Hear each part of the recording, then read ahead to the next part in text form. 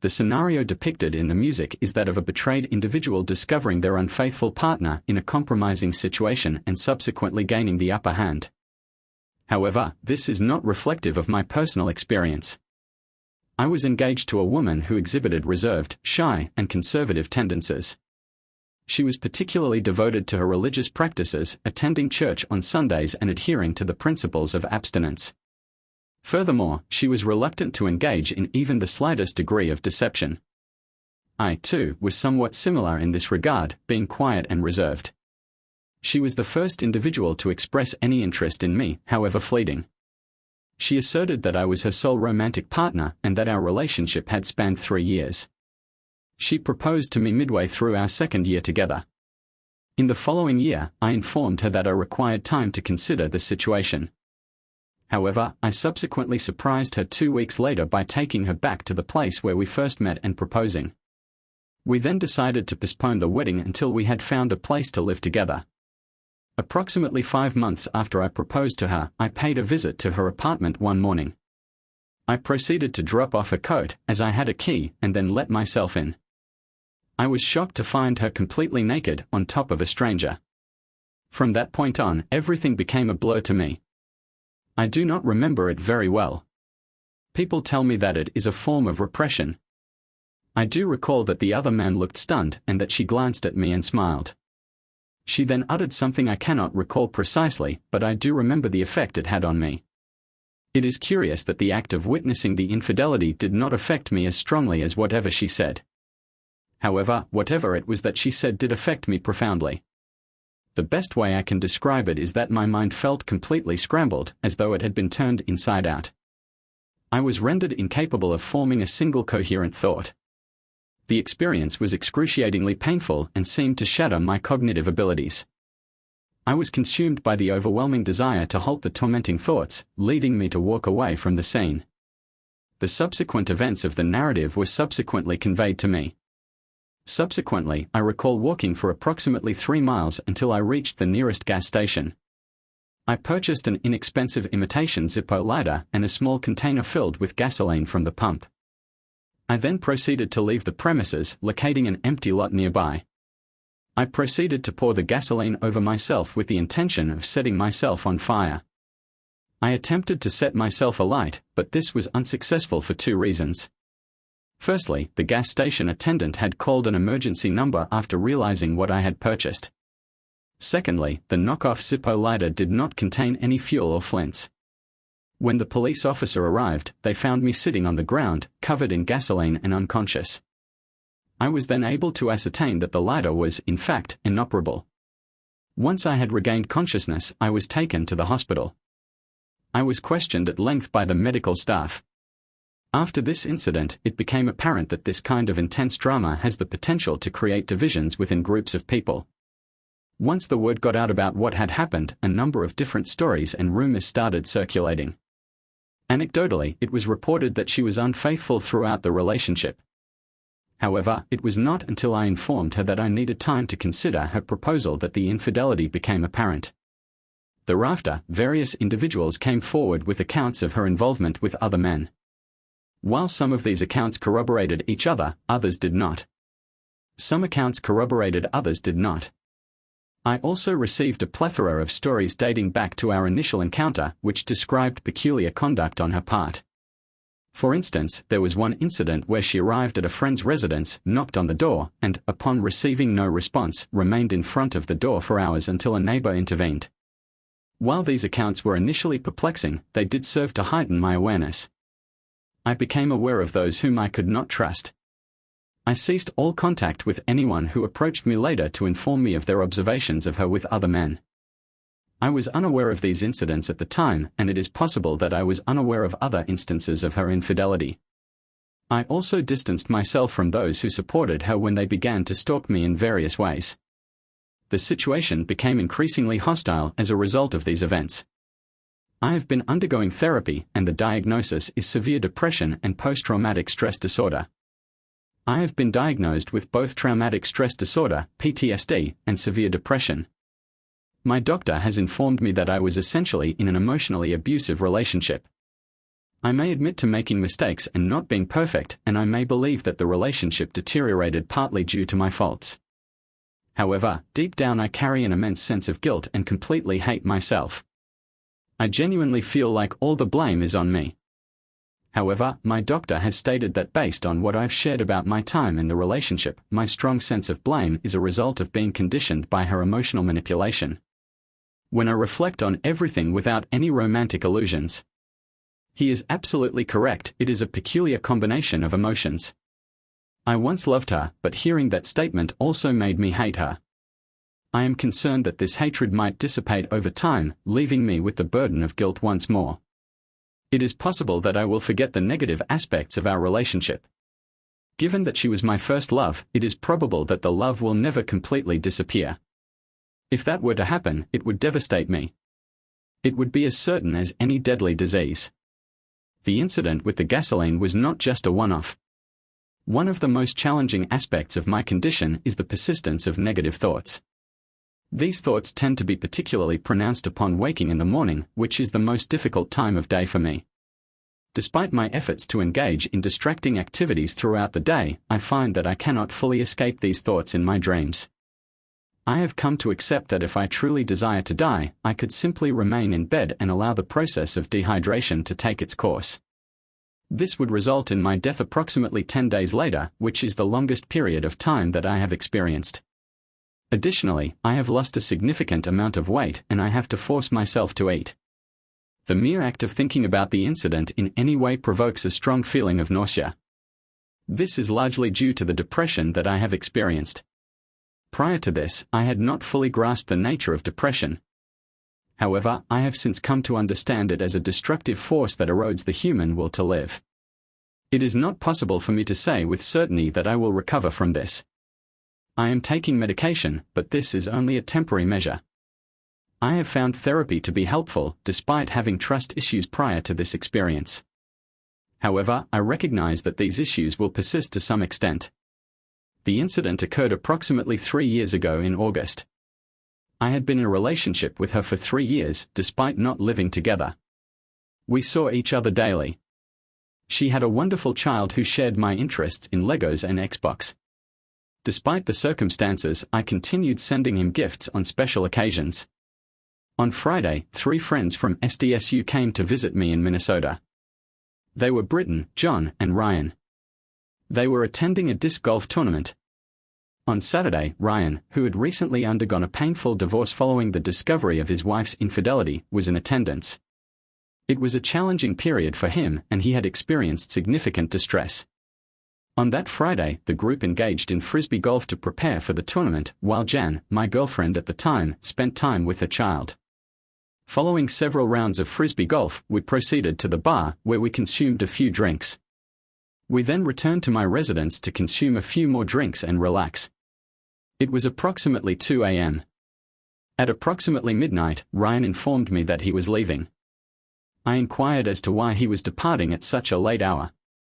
He paused before responding, "I'm going to sleep in my own bed. It's more comfortable." At the time, this seemed reasonable, given that his parents resided in the same town as me. Furthermore, a bed is undoubtedly more comfortable than my couch, particularly in the days leading up to an important frisbee golf tournament. I did not dwell on the matter further and subsequently retired for the night at 5:30 a.m. I was unable to resume sleep. Despite fatigue, I considered it an agreeable idea to bring breakfast to my partner and then take a nap with her before a lengthy tournament day commencing at 11 a.m. I therefore drove to Burger King at approximately 6 a.m. to procure breakfast. Upon arriving at her shared driveway with the individual residing above her, I observed another vehicle occupying my customary parking spot. Initially, I presumed it belonged to the occupants of the upstairs residence. I then exited my vehicle in a casual manner. She proceeded to the door, aware that her boxer dog would likely begin barking loudly, despite its lack of optimal guarding abilities. The element of surprise was lost and breakfast was ruined. She attempted to quiet the dog and approach her bedroom door in a calm and composed manner, tapping on it and announcing her presence. However, she received no response, which initially confused her. She then noticed that the door was locked from the inside. She tapped more loudly, becoming increasingly concerned. She then returned outside and realized that the car in her parking spot belonged to Ryan, a person she had met previously. My heart sank. I dropped to my knees and cried dramatically. It was devastating. At that moment, I heard someone lock the door behind me. I couldn't bring myself to get up. I stayed in that position for what felt like an eternity. Eventually, I got up and went to double-check Ryan's license plate. It indeed belonged to him. I then walked to the side of the house and just collapsed. I didn't want to move or even drive away at that moment. My life had revolved around this woman and her child for the past few years. This woman and her child had been a part of my life for the past few years. It felt as though everything I had built was gone.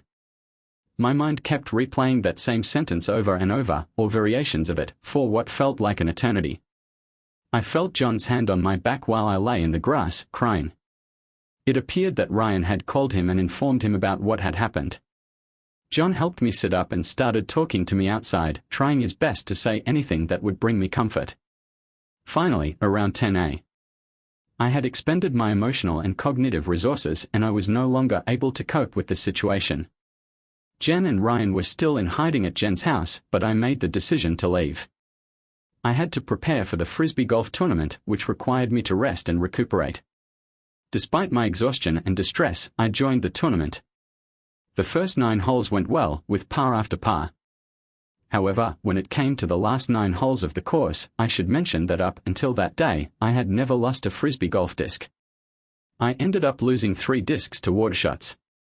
I finished the tournament 11 strokes over par. The final 9 holes were particularly challenging. My parents were waiting at the 18th tee box, eager to see their son compete in a sport. I had never participated in high school, so this was a significant milestone for me. My mother sensed that something was amiss, while my father seemed more focused on engaging with familiar faces. I did not place in the tournament, and I had hardly spoken since leaving Jen's house that morning. I returned to my place and sat on my couch. I attempted to take a nap, but was unable to do so. Consequently, I decided to play Xbox in order to distract my mind from the preceding months and my feelings. However, I am pleased to say that I have since moved on from that experience. If you were to ask me what I learned, I could say that I learned what true heartbreak feels like and how not to trust anyone. However, I have since found a wonderful woman whom I have learned to trust. I am therefore happy to be able to trust again. The most significant lesson I have learned from this experience is the importance of perseverance. Despite the initial difficulties, I have come to understand that with time, things will improve and the days will become brighter. I have also come to recognize the power of time as a healer. Having close friends by my side has been invaluable during this period. Ryan and Jen have both expressed their regret and attempted to reconcile since the incident occurred. I have accepted their apologies, but I have come to realize that I no longer wish to be in their lives. They have chosen to remain together, and I genuinely wish them happiness. Edit 2020. I have been able to ascertain some additional information regarding the individuals involved in this narrative. The woman with whom I was involved at the time of writing this account is now in a relationship with a musician whom she previously dated. However, this is now a matter of the past. I am currently in a stable relationship with another woman from Minnesota. Ryan and Jen are engaged, and I occasionally exchange messages with Jen. John is still married and has a child. Third story, the factor that distinguished my situation was that I had an understanding of the circumstances I was entering. Let us return to the previous 2 weeks. Let us instead return to 2 years ago. At that time, I was residing in a dilapidated trailer situated in the midst of a vast pine forest in a remote area of rural Alabama. How did I arrive at this situation? After graduating from a small high school in Louisiana, I took a year off to pursue casual intimacy and pharmaceuticals. Eventually, I had to acknowledge that I could not sustain that lifestyle. That is when an opportunity arose for me. My father offered me a comfortable residence in a remote area and a respectable job. I was employed to manage one of his recently acquired Subway sandwich shops. This was a mutually beneficial arrangement, as there was a shortage of food service managers in the area, and I had no assets such as a home, car, degree or work experience. My father therefore employed an employee who was committed to taking care of the trailer when he was in town and would work. In exchange for long hours, food, and the use of a vehicle, I received shelter from the weather, unlimited access to sandwiches, a car, and a mobile home. My surroundings were interesting, and I enjoyed the benefits of this arrangement. However, it did not take long for me to lose my job, be evicted from my place, and experience other difficulties. My vehicle was confiscated, and my father was adamant that I should remain single. However, I was of the opinion that a stable relationship was more important than the trivialities of material possessions. I resided in government-assisted housing with my mother, stepfather, and brother. Let me assure you that this was no ordinary government housing. My friend, the housing in rural Alabama was government-funded and in a poor condition. It was small, dirty, and filled with pets. However, it was my home for a year.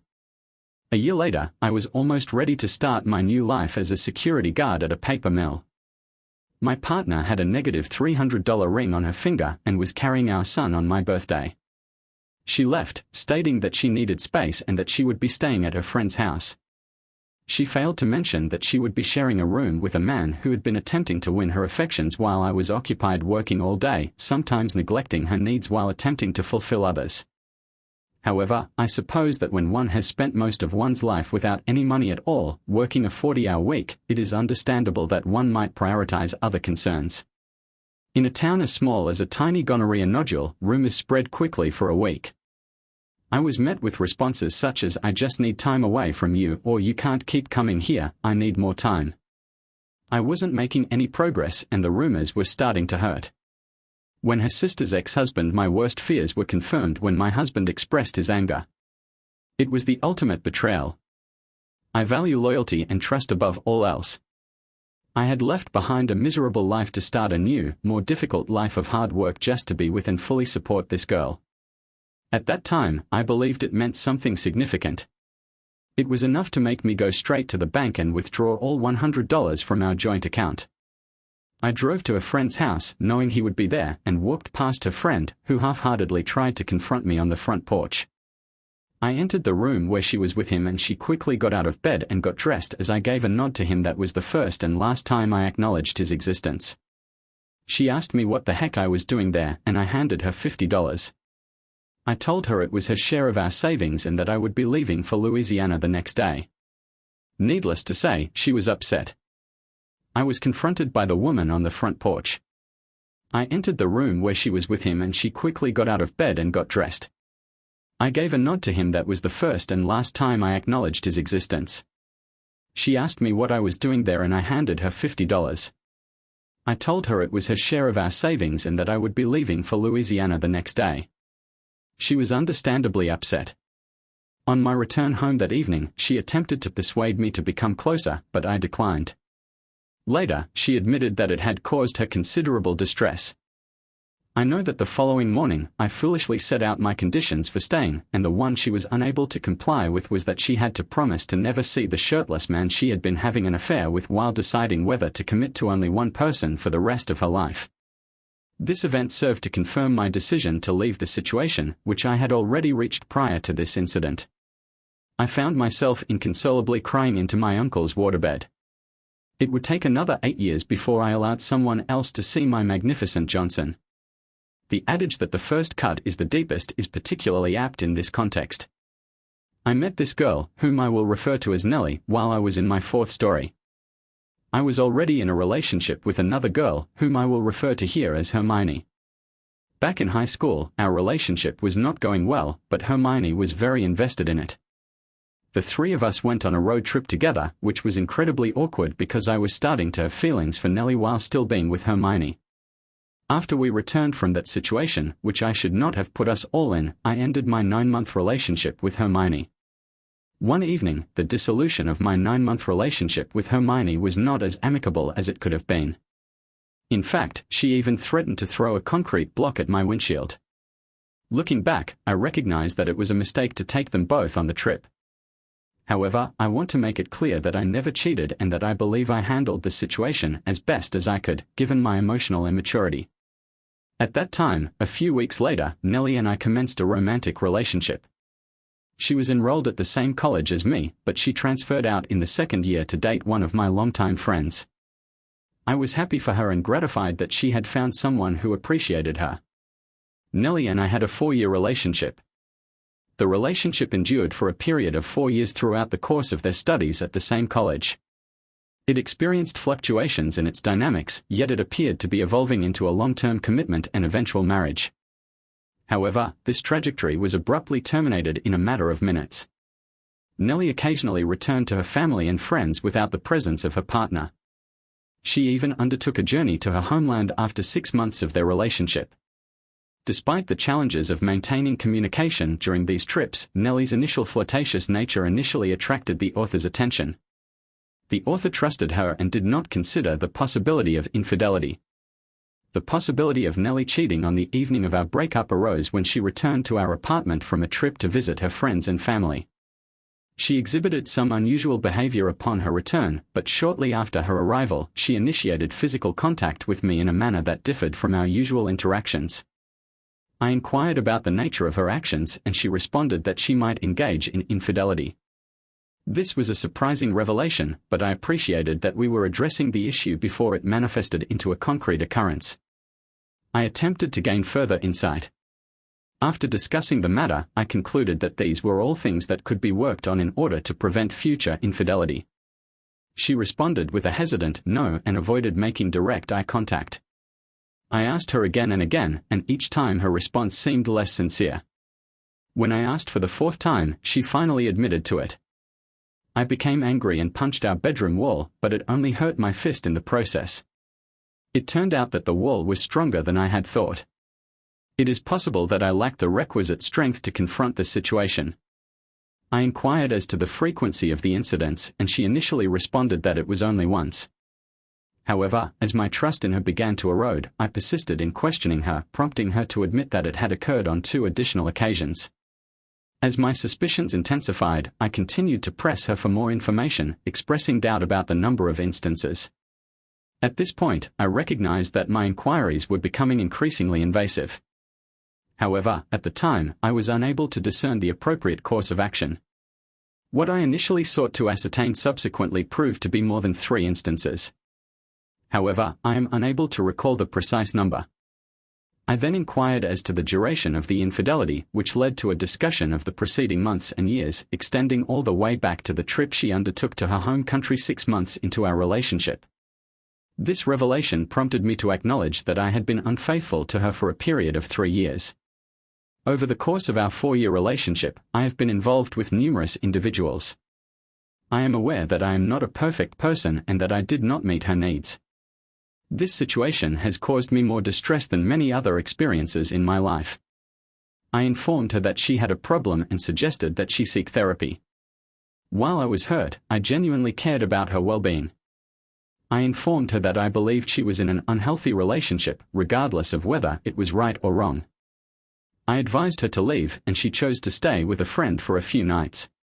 During this period, I engaged in the typical behaviors associated with such situations, including constant phone calls and attempts to persuade her friend to understand her actions. The situation became increasingly distressing, and eventually, she found a new place to live and moved out after approximately a week. I assisted her with the move, evaluated the value of our shared belongings, and facilitated the exchange of money. However, I ended up with the lease, which I was unable to afford. This was a form of punishment for her, as her lease had just been renewed. I made her dreadlock my hair, enduring 22 hours of excruciating pain.